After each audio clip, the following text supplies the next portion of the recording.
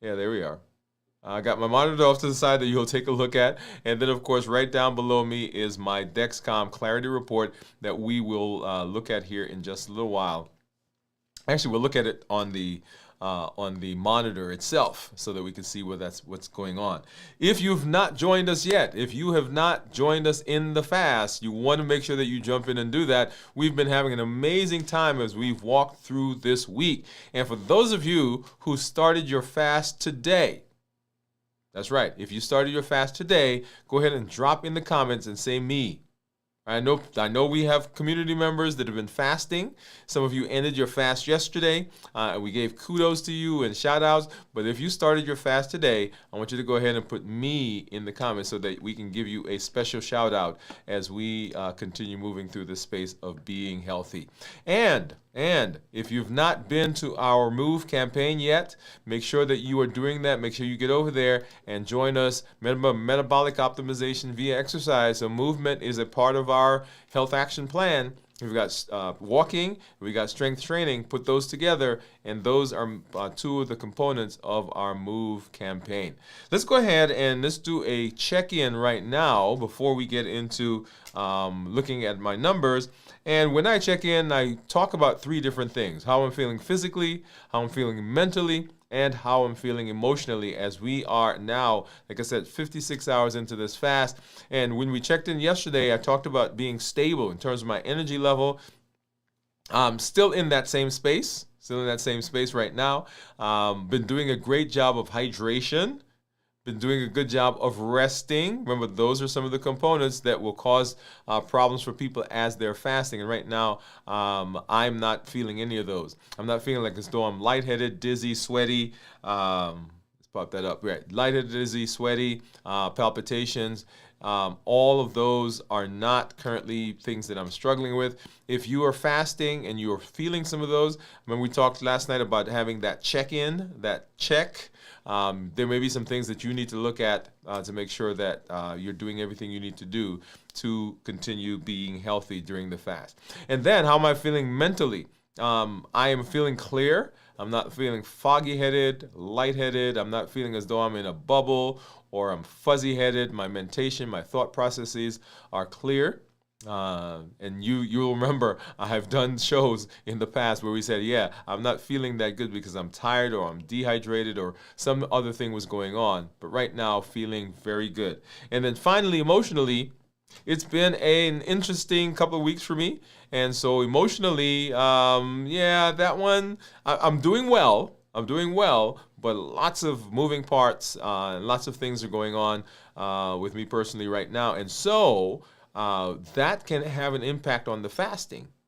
And so I reached out to some folks today, and we've been kind of chatting and talking. And so right now I am feeling joyous. I think joyful is the word that I used earlier today as we talked on our pop-up. So I am in that space right now. So enjoying being in the fast. And being in the fast sometimes will help with the calm, right? Lowering that cortisol level and all those things that we talked about that we talk about in this space. So anyway, so that's my check-in. Let's go ahead now and let's take a look at what's going on with my blood sugars. And here what you're seeing, this is my Dexcom, my G7, and it says right now that my blood sugar is 85. And if I scroll down right about here, let's go ahead and let's take a look at our 12-hour view. And I can put my finger here and begin scrolling through. And as I'm scrolling through, you get to see what those numbers are, in the low, mid 100, well, lower 100s. In the morning, and then just dropping down right here into the 80s, and kind of staying in the 80s for most of the afternoon into the evening. Drop down into the 70s there for a little while, and then to where we are right now, still staying in the 80s. Okay, we're gonna come back to this in a minute because I want to do a different view on this. But right now, let's hop over and let's take a look at what's going on with my Freestyle Libre, and this is a Libre 3 Plus. And right there, you'll see that's what my blood sugar is at this moment.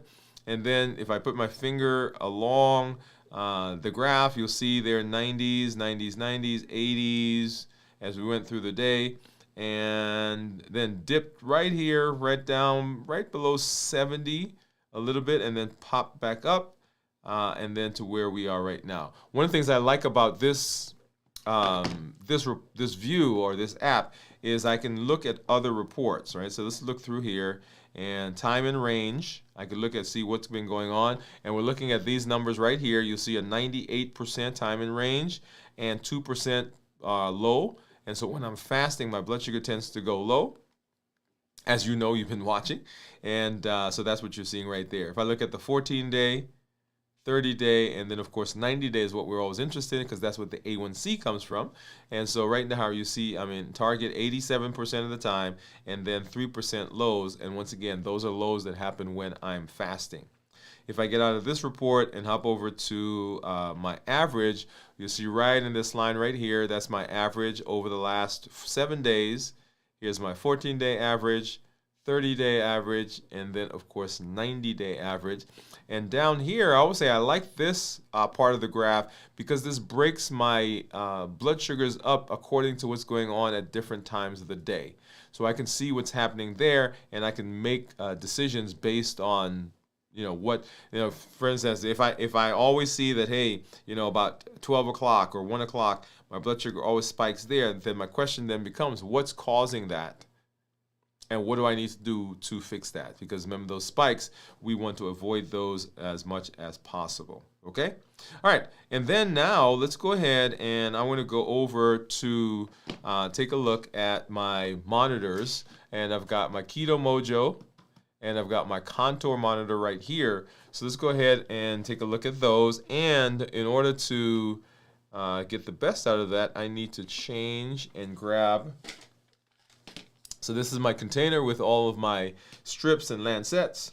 And so here is a strip for blood sugar. That's for the Keto Mojo. I need one for ketones. And by the way, go ahead and you can start dropping in the comments, what do you think ketones are going to be? And these are strips for the contour. And then I need to grab, and so I'm going to get a couple of lancets, okay? All right, so let's go ahead first and get a strip for my contour. Get that here. And then we'll open up the Keto Mojo. This is the blood sugar strip, the brown one. Get that into our device. And the last few times I've put this in, it's given me an error. So let's be, okay, so it gave me an error already. So let's go ahead and we're gonna put that back in there.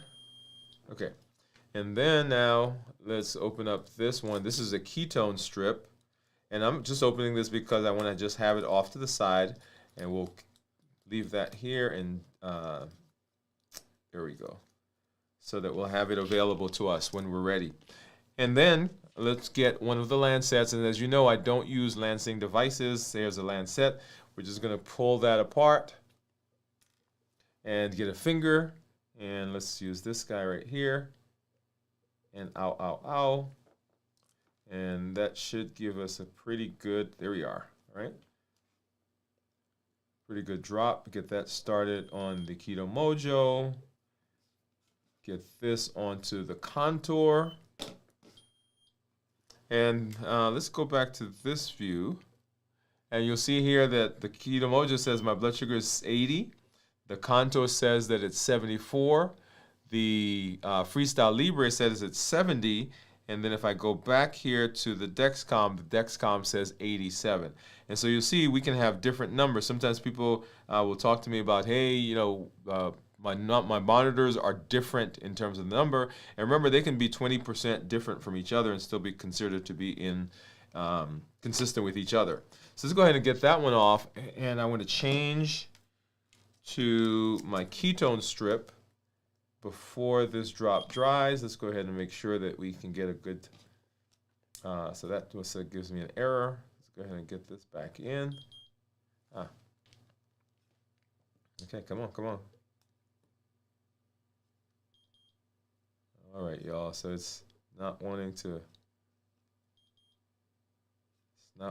behave. Let's see if I grab another strip. All right, so let's go ahead and we're gonna grab another one of those ketone strips. Get a couple out just in case. All right, here we are.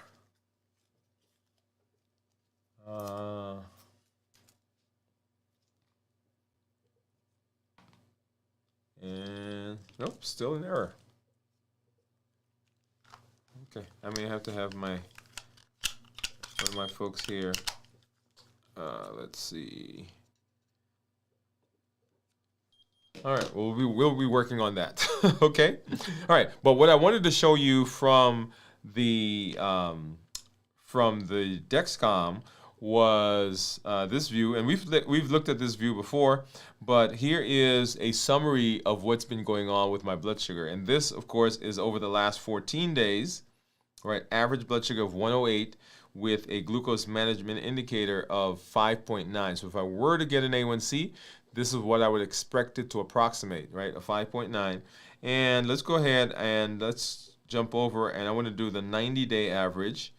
And so you'll see here that my 90-day average is 115 with my glucose management indicator being a 6.1. So if I were to get an A1C now, I would expect it to be along those lines, okay?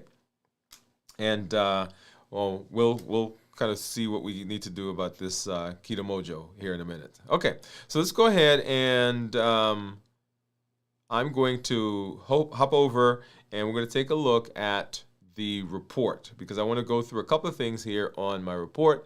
And let's start right here. And so this is what we just saw a little while ago on the monitor itself, where we're looking at the average of 109 with my glucose management indicator for 5.9, and that's a 14-day average. I'm in target 98% of the time, target being anywhere from 70 to 180. And if I change this to the 90-day average, which is what we just saw, 115 average, glucose management indicator of 6.1, in target 98% of the time, and target being anywhere from 70 to 180. But what I want to do is I want to hop over and take a look at the actual blood sugars that that have been, and this is so why you won't be able to see the graph itself, but you'll be able to see the numbers. Hopefully you can see that there. So we started like right in here on Tuesday. So it's Tuesday, we started with an average blood sugar, or we started with a blood sugar of 75. And I'm going to just scroll along that graph. And so you can see what the numbers have been doing since we started the fast. And if you've not yet seen the meal that I ate to start or end to start the fast, my last meal before this fast, make sure you go ahead and watch that episode, okay? That was one of our pop-ups on Tuesday. So we started fasting right about here, and then let's take a look at what's been going on with blood sugars in the 70s and 80s. 70s and 80s, of course, that popped up because I was eating, or I had eaten. And so here, we're now about 10 hours after the fast, that's 77 average blood sugar. And then coming into the next morning, right, we're in the 70s and 80s for most of that time, 70s and 80s. And that's where I actually changed, where you see here, there's no numbers. That's where I changed my glucose monitor because it went out. And so 70s, 80s up into the low 100s. And this right here, let's go back here. Right here is, that's about 24 hours into the fast. And then, of course, we did our check-in last night. In our fast, ketones were 0.6 at that time.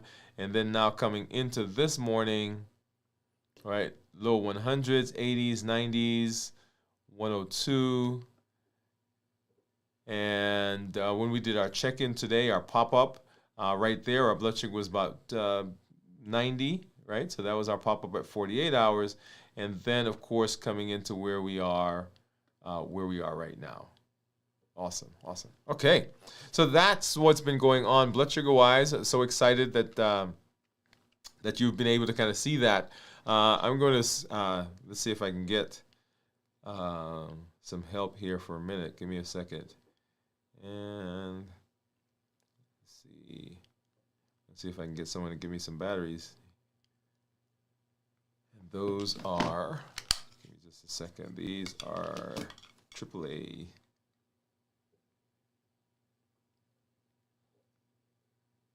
Batteries.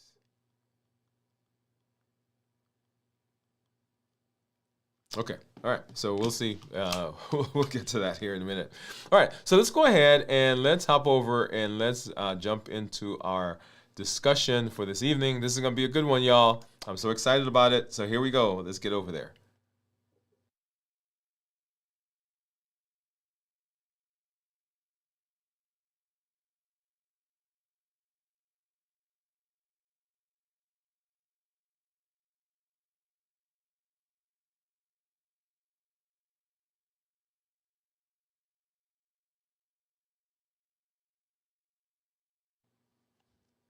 All right, so we're talking about the adaptation zone. So we spent some time in our last check-in talking about transition. So we were at 33 hours when we did our check-in.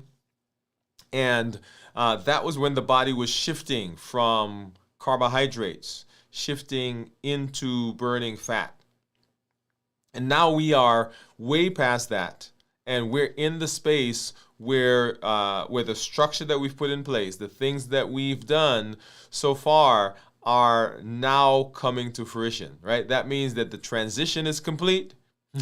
Your body has entered what we're calling now the adaptation zone. This is the stage where stress becomes strategy, where all the things that you have been learning, all the things that have been going on in the body, the hormones are now talking to each other, they're handshaking, and all of those things are in place.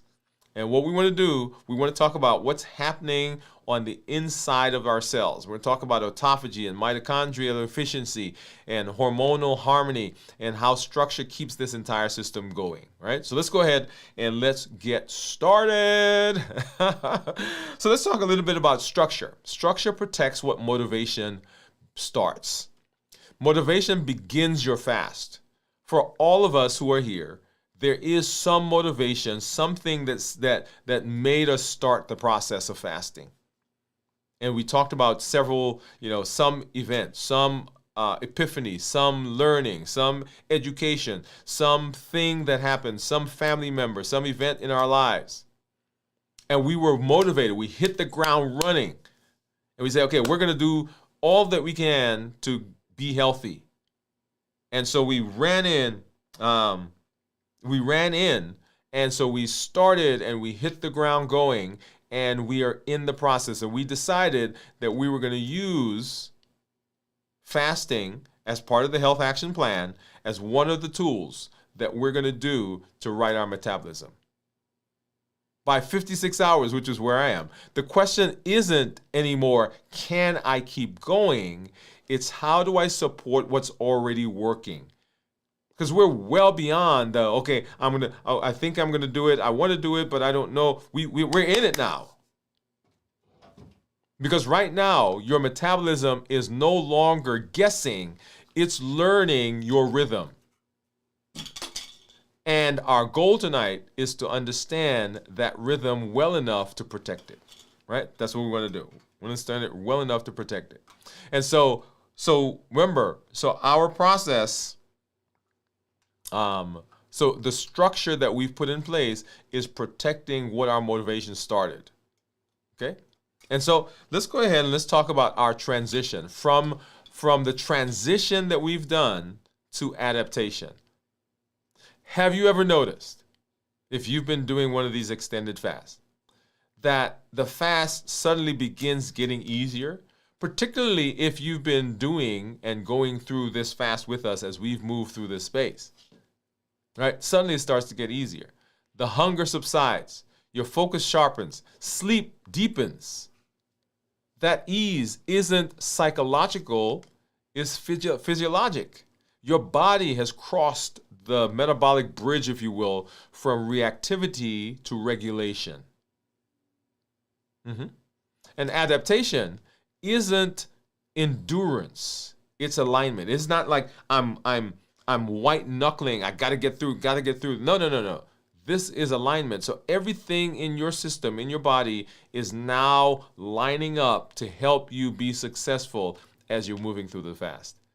This moment is where the magic happens, where discipline turns into design. So let's talk a little bit about the science. Let's talk a little bit about the science of adaptation.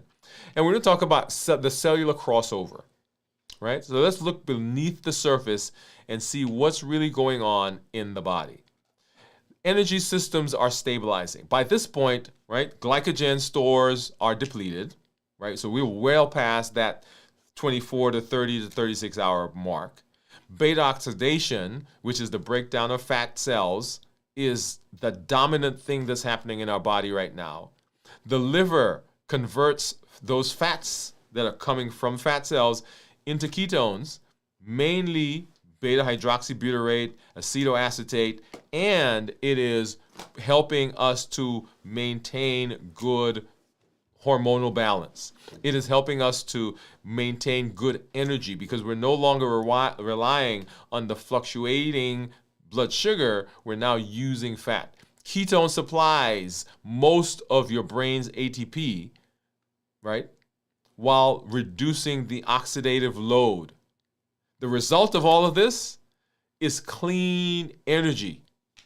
The clean energy and calm focus. There's hormonal equilibrium that's going on. Insulin remains low. This keeps fat mobilization happening. Because remember, when insulin is there, our body doesn't break down fat efficiently. We can't get into fat burning. We can't get into beta oxidation. But because my blood sugars are lower, my insulin level is low, and so I am now pulling fat from those stores that I have there. Glucagon steadies hepatic glucose release. So I'm not getting a whole bunch of sugar now coming out of my liver, right? But I'm getting constant energy because the body's taking those fats and is converting them into ketones. Growth hormone is there to support muscle maintenance and repair. Cortisol has realigned with my circadian rhythm because remember, cortisol is the stress hormone. And because I'm fasting, the body now understands, it now knows I'm not in danger. And so it begins to calm. Together, all of this creates a hormonal symphony that protects lean mass and stabilizes the mood. There's also inflammatory issues that are going on. We've got resolution, cytokines like IL-6, interleukin-6, and TNF-alpha, right, tumor necrosis factor. These are pro-inflammatory cytokines and markers. They begin declining. Antioxidant enzymes, superoxide dismutase and glutathione peroxidase, they rise and they're scavenging now and helping me to improve my immune system. Systemic inflammation is going down. Neural fog begins to lift. So my mentation, my thought process is better. So how does all of that science feel? You heard me do my check-in. When I do my check-ins, I talk about how I'm feeling physically, mentally, emotionally. What does that feel like? So your mental chatter quiets. That's ketone beginning to fuel the brain. Not beginning, but it's fueling the brain, fueling those neurons. Your body temperature may dip slightly. Energy is being conserved, not wasted. Your sleep deepens. Remember, we're talking about what's happening in this space. Melatonin sensitivity improves because cortisol normalizes. Remember, those two are at odds. You may sense emotional steadiness because serotonin synthesis stabilizes with balanced tryptophan that's flowing. Remember, so as we're going through fasting, we talk about the blood sugar, we talk about the weight, but there are all these other things that are going on, this symphony of hormonal communication and interaction. Each of those sensations that you're feeling is data. Your body is sending a progress report that says we're adapting. What you feel is feedback from your physiology. Let me share with you what it looks like in real life. So, I had a patient, one of my patients, that struggled with weekly migraines and just not feeling well. Have you ever had that where you're not quite sure what's going on, but something just feels off? And so she was an example of metabolic dysfunction. Weight was up, struggled with polycystic ovarian syndrome, was in pre-diabetic ranges. Weight continued climbing. And so we introduced her to fasting. And we began with a simple 16-8. That's what we were shooting for. And she started to see benefits in terms of some weight loss, started to feel better. And so we began extending that to 24 hours. At 24 hours, she's like, man, this feels good. My weight's going down. I don't feel as though I'm in fog anymore. And so we extended that further to a 48-hour fast. And we began those cycles. And as she's going through this process, the migraines began improving. She began feeling more energy. She said, I feel clearer. My thought processes it doesn't seem as though I'm grasping anymore. We're talking about metabolic improvement. Another patient of mine who was struggling with anxiety and worry, who was working in a highly stressful environment. And we advised, I said, hey, let's do this. Let's plan to implement a couple of things.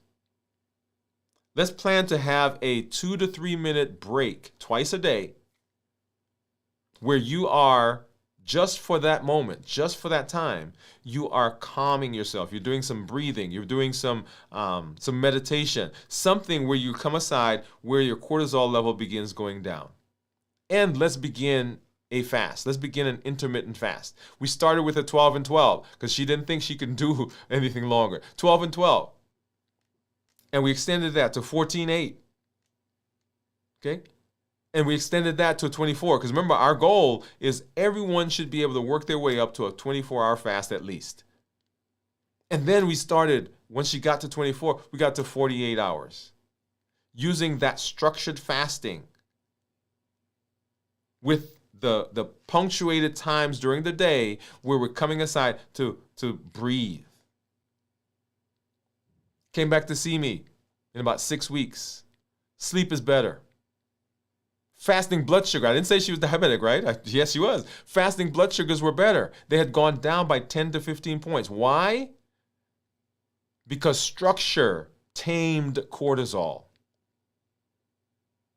Stories like these remind me and remind us the science only matters when it changes how we live. And so when we talk about adaptation, right, there is a huge component of adaptation that happens in our body. And that is our cellular cleanup process.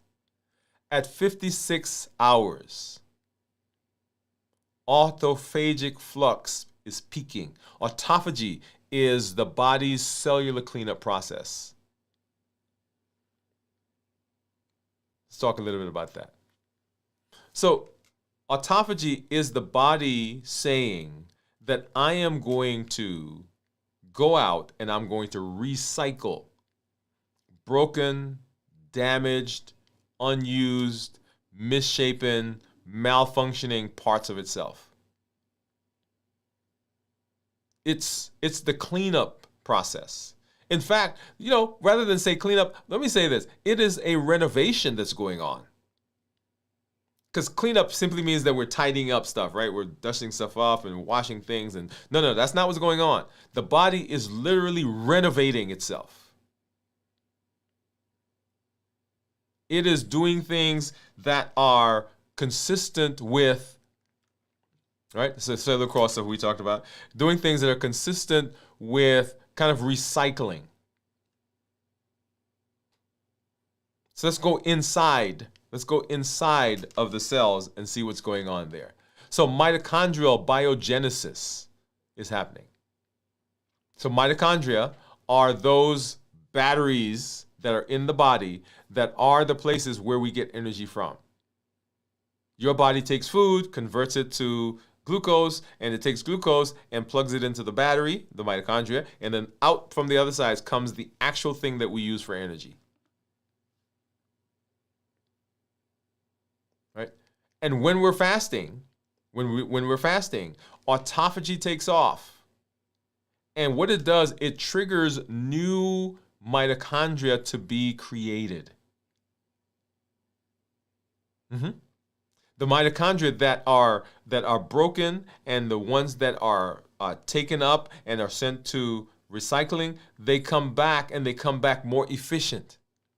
So we're getting new mitochondria, so more energy, because we said that's the battery. We're getting more efficient mitochondria, that's a battery, that's more energy. And the mitochondrial density, that is the number of mitochondria that we have, increases. Yeah. So at 56 hours, your body upgrades its engine. So there's this mitochondrial biogenesis that's going on. And then there's hormonal. Let's go back here. I think I missed one. Then there's this hormonal harmony that's happening in the body. Insulin is low, which leads to lipolysis. Growth hormone is there, so recovery is better and faster. Cortisol downregulates, leading to restoration. Norepinephrine goes up, which means focus and alertness is better. Your hormones aren't reacting, they are regulating. They are now in harmony with each other. Because we've done a good job. We've set the pace, we've set the stage for all that to happen. Our immune system improves. We talked about interleukin 6 and TNF alpha. They go down. And the scavenging that's going on, remember, we're taking off or breaking down and recycling systems that are pro-inflammatory. All those things that are in the body that aren't working quite well, that are misshapen, that are malfunctioning. When the body sees that, the body has a reaction to them. So what's going on is our body in autophagy is going out and taking all those up and saying, no, we don't want those anymore. So our immunity improves. And post-fast, after the fast, our stem cells, right? They help to regenerate white cells. Those are the cells that we use to fight infection and part of our immune system. Inflammation isn't eliminated, it is retrained. Because inflammation, by the way, is a good thing. Our body, the inflammatory process, is our body doing what it needs to do to fight invaders and fight infection and fight things that we encounter in our environment. So inflammation itself is not bad. It's when inflammation becomes overly active that it becomes an issue. So our body is being retrained now because it doesn't have all of those damaged things that are there, right? So the immune system is better. And then structure protects the science. All these pathways need stable external input. So we, in our structure, in the things that we do, are supporting that. Like what? Like what? We talked about making sure that we're hydrated. The hydration keeps our volume constant. So it helps the process of going through fasting. Because all these hormones and all these things that are changing, all this scavenging that's going on, where do you think that stuff travels? It travels through the blood. So when we're hydrating, we're actually supporting the process of autophagy. Minerals, making sure that we're having the appropriate amount of minerals. They help our membrane potential. That is where we're sending signals to different cells to do different things. Rest when we're resting. And once again, we're talking about supporting the process, supporting the science, supporting what's going on in our body. When we're resting, we're preserving our circadian rhythm and preserving the circadian gene expression. So the structure keeps your internal laboratory stable. So let's talk about supporting the shift. How do we protect this stage?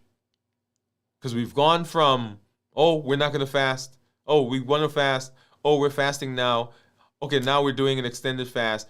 And we've transitioned, right, 33 hours, and we're now in adaptation. How do we support that?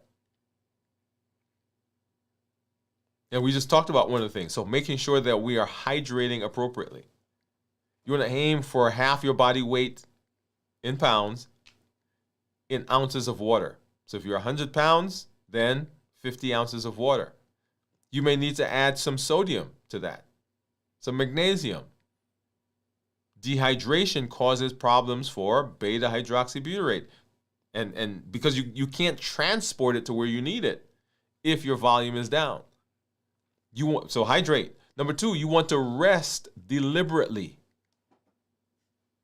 Deep sleep equals growth hormone pulses, which equals repair. Make your fast day bedtime a non-negotiable structure. I'm fasting today, so I'm going to bed. If I don't go to bed any other day on time, today I'm doing it because what? I'm trying to support. I'm trying to do all I can so that the fasting that I'm doing is not done in vain. All right, so we want to hydrate, we want to rest deliberately, and we want to reflect and record. When we talked about the IDL, so the inner design loop, right? Anchor, align, and adapt. The adaptation, if we're going to change, if we're going to continue evolving and doing things that are better for us and finding ways to tweak, we have to adapt, which means we have to reflect and we have to record. That's why I love looking at my continuous glucose monitor, looking at my ketone monitor. I love journaling. It's feedback. And what I'm looking for when I'm looking at these different things, I'm looking for smooth curves, which is why I love looking to see, okay, the things that I ate as I started my fast, what happens to my blood sugar following that? We want clear focus, calm mood. And when we are looking back, when we're looking at the things that are going on in our body and we're reflecting and noting what's happening, that is feedback. Calibration keeps adaptation alive, right? So how do we avoid, so we want to protect, so we're protecting, right? So how do we avoid some of those things, back up for a minute, how do we avoid some of those things that can derail us, right? So we want to protect that process. We want to avoid sabotage. Even progress can be fragile. And you want to watch for these common things that can derail us. Number 1, overtraining. So we have people who are doing fasting workouts, which is fine because they are looking for the growth hormone to help with the muscle preservation. But if you are not used to working out, if you're not working out, or even if you're doing light workout, during fasting is not the time to go at it unless you've been doing that before. Intense workouts increase cortisol. Increased cortisol causes increased glucose. Increased glucose requires increased insulin, and that blunts our beta oxidation, blunts our autophagy, blunts all those things that we just talked about. So sometimes we think that, oh man, since I'm fasting now, I'm going to rev up my activity because that's going to help me. It actually can go in the opposite direction. Right? So number 1, overtraining. Number 2, sleep debt. When you don't sleep well, it lowers growth hormone and increases insulin resistance. Yeah. so that the times when we say, okay, I'm going to get rest later, it may be good. You may get through whatever it is that you are trying to do, but what happens is that you're causing metabolic dysfunction and making it difficult, particularly if you're fasting or if you're on a diet, make difficult for the body to maintain the muscle mass. The other thing is sometimes we can overhydrate without electrolytes, right? So we just can drink. And if we're not careful, that can dilute our sodium, leading to fatigue and other things that are happening in the body. And then, right, this one was coming. So breaking the fast with high glycemic foods. Okay, we're going to put a pin right there. We'll talk more about this as we do our complete review. But if we break our fast with high glycemic index foods, then we have sharp rises in our insulin. When we have those sharp rises in our insulin, then the entire system that we just described begins to shut down, including autophagy. Think of this as a metabolic quality control, the boundaries that protect the biology that you've built. So we're protecting all of that. So the next thing is, well, what now? Right? So we've gone through a transition. We're in adaptation. We've got the mitochondrial biosynthesis. We've got the thought process. We've got the physical. We've got the hormones that are working on now. So what's my one domino for today? So here's a micro action. Before you sleep, identify one adaptation signal. As you're going through the fast. Is it sharper focus? Is it lower appetite? I don't feel as ravenous. Do I feel calmer in my thought process? And I want you to write about it. Because adaptation and adapting, right? Adaptation, play on words there. So our inner design loop says that if we are going to continue to improve and continue to evolve, we've got to be aware and we've got to be willing to change. And when you write it down, when you journal it, when you note it, then you're having some objective data. And then once you have identified what that is, right? What do I do? What do I need to do to make that happen again? So remember, what we want to do is we want the process that we're going through to be something that's sustainable. So how do I sustain it? Because I'm always learning. Each time I'm doing it, I'm learning. Right? The sleep window that I use, the hydration method I use, the rhythm that I use, which fasting method am I using? All of that is data, and all of that becomes a part of your design. Small acts anchor big biology. Right? Small acts anchor big biology. And so we want to make sure that we're doing all the stuff that we need to do so that we can continue to be successful. So structure becomes regulation. So at this stage, your metabolism has learned to trust you. It's no longer surviving, it's synchronizing. It's synchronizing. That's the reward of structure. Internal predictability that frees external effort. Adaptation is your body's way of saying, I believe you. I'm learning to trust you. We can do this. I'm with you. We'll continue talking about how this process works. We'll explore restoration, how strategic refeeding completes the metabolic loop. So here are some key takeaways for you. Ready? Here we go. Jot these down. So takeaways, the adaptation zone. So repair replaces reaction. So we're in autophagy now. We've gone through transition, we're in adaptation, our body is now trusting us. It is going through the process of repairing. It replaces reaction. We're no longer reacting to what's happening. Number 2, structure stabilizes the science. So when we put structure in place, it supports the science that's going on already in the system. When there's no structure, we're haphazardly doing things. And then number 3, adaptation builds metabolic trust. Adaptation builds metabolic trust. So as your body learns and is adapting, and you do that over and over and over, then metabolically we get into that. You've heard me talk about metabolic flexibility, the ability to switch.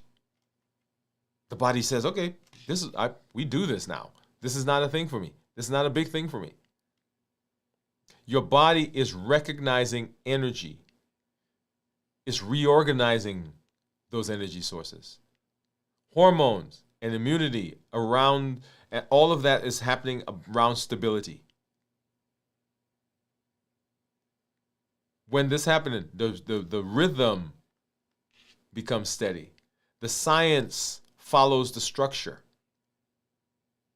And we no longer are haphazardly doing things. We are in the process of living a limitless life because we've created a structure that can sustain us.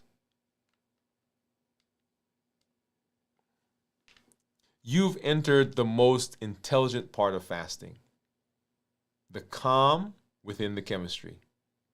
Your mitochondria are new. Your cells are cleaner. Your hormones are balanced. Now it's time to protect what you've built. Structure isn't confinement. It's actually clarity. Rhythm isn't restriction. It's resonance. And this adaptation is an amazing space to be in because we've passed the motivation. We've passed the initial ups and downs of fluctuating blood sugars. We're well now into beta oxidation, and our bodies are functioning on a cleaner, more consistent source of energy. Hormones are playing well with each other. Immunity is improving. Inflammation is going down. And we are becoming metabolically in sync. We'll continue talking about our ability to do what we need to do to be successful when it comes to our health. As we continue walking through the Blueprint series, as we continue doing those things that we need to do to be successful, and fasting, one of the pillars, an amazing tool that helps you in that direction because it helps to set us up to improve all those things that we talk about along the metabolic spectrum. Continue joining us as we go from here, as we do our complete check-in, as we do our 33-hour fasting, as we do continue this process, because we're learning to be consistent. We're building routine. We're building habits that will help us to be safe, help us to be healthy, help us to be around for all those important things in our lives. We want to be here and we want to be healthy. We want to have success in this space, just like we're having success in all of our other places. Join us again. We'll see you next time.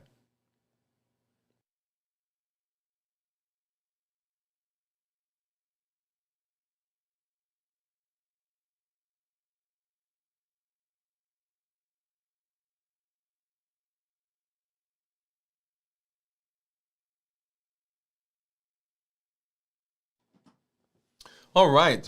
So let's see. I was able to get someone to bring me some new batteries. So let's see if that was the issue.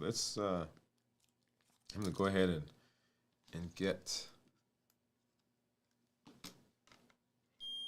And we're looking at our glucose. So let's go ahead and let's grab we got our strip in, and let's go ahead and get a finger stick. Boom, boom, boom. There we are. And let's see. What do you think my ketones are going to be? Because that's the question that we had, okay? So grab the ketones. And here we are. Let's see. 9, 8, 7, 6, 5, 4, 3. And while it does that, I'm going to go ahead and grab my Keto Mojo. And so 0.8 is what my ketones are. 0.8 what my ketones are. And we're looking at, let's go over to this. I'm going to pull that over, see if I can get it to sync. All right. Pull that over again. And what I want to do, since I had to do that, I'm going to actually check my blood sugar again, so we get both of those in time. Okay. Let's go ahead and do that. I'm gonna get another finger stick, and that way we have a blood sugar that corresponds with. Okay. So let's do that. Let's see where. Okay, here's my Lancet, and we're gonna. What I want to do is I want to get a finger stick at this very time while I'm getting that ketone. All right, here you are. And blood sugar is 75, and let's go ahead and let's go ahead and sync those again. Let's see if I can pull that over. 75 blood sugar with ketones of 0.8, and pull over. Okay, complete. All right, so now let's take a look. So we're looking at these numbers right here. So that's my glucose. So I want to get. Okay, here we are. So this is my glucose, and I want to get all of it. So my GKI. Okay, here we are. So let's grab this view. So right there. That's right. So we're looking at this. And so here is my GKI 6.8 with glucose of 74 and ketones are 0.8. Actually, I thought they were I thought they were 0.8 just a minute ago. Let's see. Not sure what's going on here, guys. Give me just a second. So that's the old one. Let's see if I can get this to pull over. Again, we're going to try to sync it again, because I thought I just saw 0.8 as my glucose. I'm not sure why it's telling me 0.6. Scanning. And so when we talk about ketones, we want ketones that are 0.5 or higher, right? If you're in a ketogenic diet, if you are a fasting mimicking diet, or if you are in a, so it says that failed, or if you are eating, or if you're fasting so that you get into ketosis. So those are the things that we want, right? So we want our ketones to be 0.5 or higher. And you saw mine was 0.8. I'm not sure why it's having difficulty pulling over. But, so let's hop over. Let's say hi to some of our community members here really quickly. Let's see. I think I see Gion out there. Hi, Gion. She's saying hi. Hi, doctor. What's going on? She says hi, LLG. And Gion was guessing 1 point. Oh, let me go back here. Gion was guessing 1.2. She said, I ended my 48-hour fast yesterday and started 1 meal a day again. Awesome. Jennifer, what's going on? Jennifer, howdy. How are you? Jennifer says, I just got home, and congratulations on the fast. And hi Jennifer from Gion. Yeah. So glad that you guys are coming through and hanging out with us. So remember, as we go through our fasting, the Triple E formula for success, we educate, we empower, and we encourage. We educate with the shows, with the blogs, with the podcast. We empower with the tools that we're learning, y'all. All the things that we have here in this space. And In fact, our blueprint series that we are going through right now is a perfect example of tools, right? Because we're laying the foundation for what we need to do to be successful. We're putting that in place, and that is an amazing process. So all the tools, the heat model, the cope model, the play your own game series, all of that is mindset, and their tools as well. And then of course here we are in the community, this community that you are a part of, that you're helping to grow, the support that we get here, the encouragement.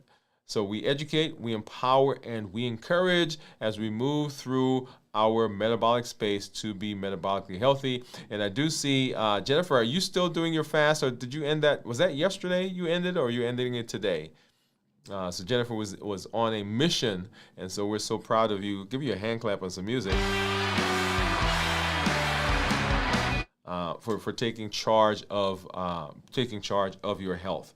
All right, and so y'all, we continue our fast. Come back tomorrow. You will see us get through our fast as we talk about how to prepare for a fast, get through a fast successfully, and ending the fast. We'll be back on Saturday for Video from the Vault for This Week in Review on Sunday morning at 6 a.m. right here on the channel. And then next Monday, we'll be right back for Dwain Woode, MD Live, as we talk about our continuation in our Blueprint series. Okay, so Jennifer says 10 p.m. Thursday evening. Okay, yeah. Oh, okay, you're telling what time it was. All right, everybody, well, thank you for being here. Thank you for hanging out with us. Let's go ahead and let's take a look at this promo for our Move campaign, and then we'll be out of here. Have a good one. Take care. We'll see you tomorrow.